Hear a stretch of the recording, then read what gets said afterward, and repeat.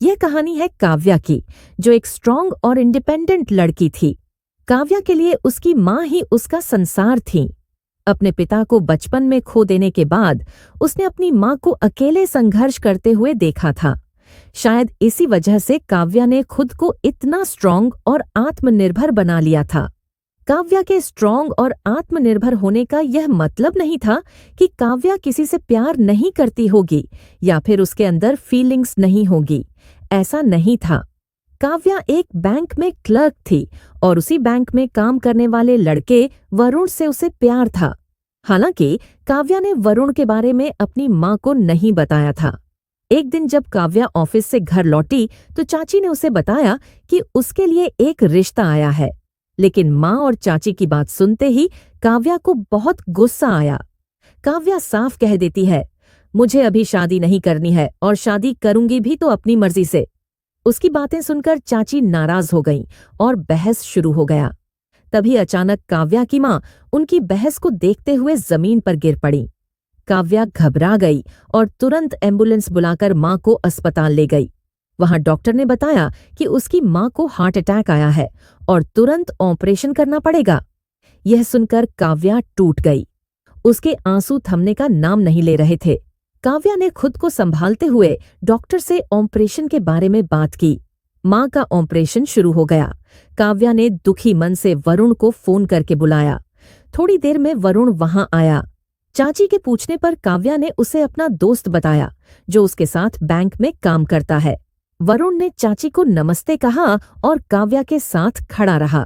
चाची को दोनों के ऊपर शक हुआ, लेकिन हालात की गंभीरता को देखते हुए उन्होंने कुछ नहीं कहा। माँ का ऑपरेशन शुरू हुए अभी 2 ही घंटे हुए थे कि वरुण की माँ का फोन आया। वरुण काव्या को अपनी माँ का ध्यान रखने के लिए कहते हुए बिना रुके वहां से चला गया। वरुण का इस तरह से चले जाना काव्या को बहुत बुरा लगा। उसे लगा कि जिस समय उसे वरुण के साथ की सबसे ज्यादा जरूरत थी, उसी समय वरुण उसे छोड़कर चला गया। वह वरुण से कहना चाहती थी कि यह समय उसके जीवन का सबसे कठिन दौर है और उसे वरुण की सहानुभूति और मदद की जरूरत है। लेकिन काव्या कुछ भी नहीं कह पाई। उसकी भावनाएं शब्दों में बदलने से पहले ही गले में अटक गईं। दुखी काव्या अस्पताल की कुर्सी पर अकेली बैठी अपनी माँ के लिए प्रार्थना कर रही थी। मन ही मन वह खुद को समझाने की कोशिश कर रही थी कि शायद लोग हमेशा उतना सहारा नहीं दे पाते जितना हम उनसे उम्मीद करते हैं। तभी एक लड़का काव्या के पास आया और सहानुभूति के साथ काव्या से उसकी माँ के बारे में पूछा। काव्या भारी मन से कहती है, अभी माँ का ऑपरेशन चल रहा है। अनजान लड़के को देखकर काव्या उसके बारे में पूछती है। इससे पहले कि लड़का कुछ कहता, काव्या की चाची पीछे से आकर कहती है, यह मेरा दूर का भतीजा रमेश है जो मुझसे मिलने आया है। चाची के इस परिचय के तुरंत बाद डॉक्टर आकर कहते हैं कि मरीज के लिए खून की व्यवस्था करनी होगी। ये सुनकर काव्या बिना कुछ सोचे समझे खून का इंतजाम करने के लिए निकल पड़ी। वह अलग अलग ब्लड बैंकों और अस्पतालों में जाकर अपनी माँ के ब्लड ग्रुप के बारे में पूछने लगी, लेकिन कहीं भी उसकी माँ के ब्लड ग्रुप का खून उपलब्ध नहीं था।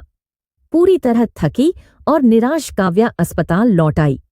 जैसे ही वह डॉक्टर के पास पहुंची, उसने देखा कि रमेश खून देने के लिए तैयार बैठा था। काव्या को यह देखकर आश्चर्य हुआ। उसे पता चला कि रमेश का ब्लड ग्रुप उसकी माँ के ब्लड ग्रुप से मेल खाता है। रमेश ने बिना किसी झिझक के अपना खून देने का फैसला किया। काव्या रमेश को नम आंखों से धन्यवाद करती है।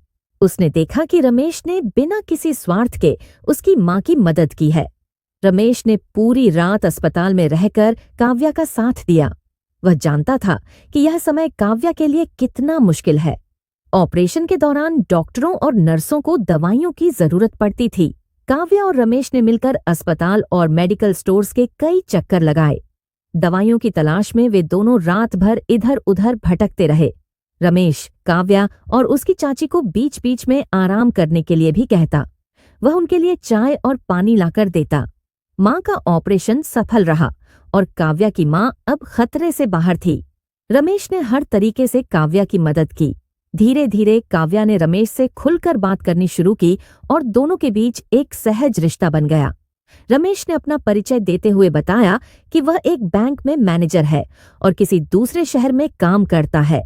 रात भर काव्या और रमेश बारी बारी माँ की देखभाल करते रहे। रमेश की मदद ने काव्या को मानसिक और भावनात्मक सहारा दिया।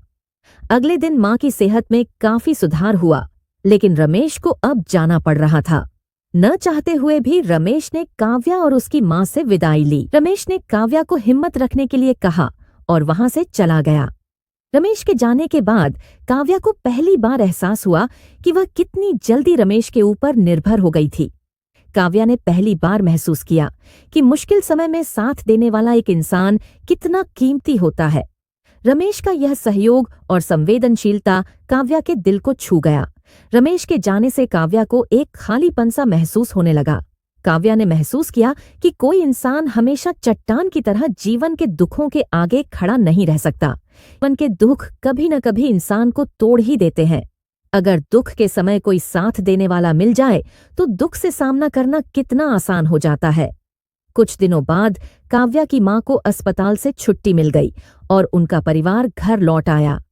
काव्या ऑफिस जाने लगी, लेकिन इस अनुभव ने काव्या को वरुण के बारे में सोचने पर मजबूर कर दिया था। काव्या ने महसूस किया कि वरुण के साथ उसका रिश्ता उसे खुशी और सहारा देने के बजाय और अधिक तनाव दे रहा था। आखिरकार काव्या ने ऑफिस में वरुण से अपने सारे रिश्ते तोड़ दिए। काव्या ने सोच लिया था कि उसे ऐसा रिश्ता नहीं चाहिए जो मुश्किल समय में उसका साथ न दे सके। एक दिन जब काव्या ऑफिस से घर आई तो उसने देखा कि रमेश बाहर खड़ा है। उसे देखकर काव्या हैरान रह गई और मुस्कुराते हुए मजाक में बोली, "क्यों मैनेजर साहब, कैसे आना हुआ? आज तो बड़े हैंडसम लग रहे हैं।" रमेश के कुछ बोलने से पहले ही काव्या को माँ ने अंदर बुला लिया। जब काव्या अंदर गई तो माँ ने उसका परिचय अपनी बचपन की दोस्त से करवाया। माँ ने कहा, "रमेश इन्हीं का बेटा है जिसका रिश्ता तेरे लिए आया है।" काव्या यह सुनकर पूरी तरह चौंक गई। वह कुछ बोल नहीं पाई। रमेश की सादगी और उस मुश्किल रात को जिस तरह रमेश ने काव्या की मदद की थी, उस बात ने पहले ही काव्या का दिल जीत लिया था। जब रिश्ते की बात चली तो काव्या इसे मना नहीं कर पाई। जल्द ही दोनों की शादी हो गई। आज काव्या और रमेश दोनों बेहद खुश हैं। काव्या ने समझ लिया कि प्यार वो नहीं जो बाजार की रौनकों में खो जाए, जो दिखावे के लिबास में अपने मायने खो बैठे। प्यार वो है जो चुपचाप हाथ थाम ले और हर आंधी में दीवार बनकर खड़ा हो जाए।